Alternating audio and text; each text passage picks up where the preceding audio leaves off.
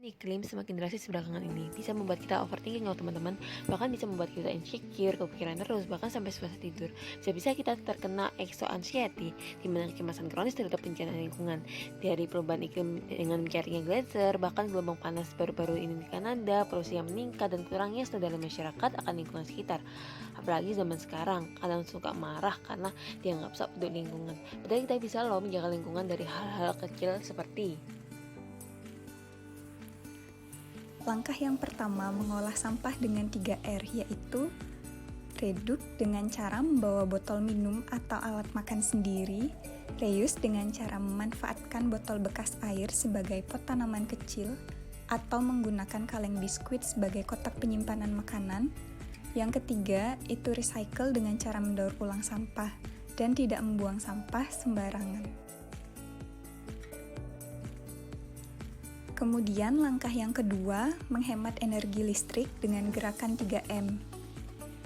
Mencabut peralatan listrik setelah digunakan, mematikan listrik setelah digunakan, mengatur suhu AC 24-26 derajat Celcius, serta menghemat air, bahan bakar, dan lain-lain.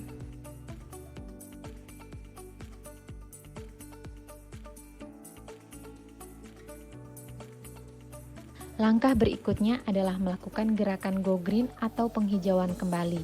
Gerakan ini biasanya dilakukan di hutan yang sudah gundul agar bisa berfungsi kembali. Namun, Go Green bisa dimulai dari gerakan-gerakan kecil nih, seperti menanam pohon di sekitar halaman rumah. Dengan melakukan gerakan Go Green secara tidak langsung, kita juga turut andil dalam mengurangi dampak bencana alam akibat pencemaran dan menjadi agen perubahan dalam mencegah perubahan iklim yang begitu cepat akhir-akhir ini. Tanpa kita ketahui, ketergantungan kita terhadap kertas merupakan perilaku yang dapat menyebabkan penggundulan hutan karena ada jutaan pohon yang harus ditebang. Untuk menyelamatkan hutan Indonesia, kita bisa berubah dengan menerapkan sikap ramah terhadap hutan, termasuk menghemat kertas.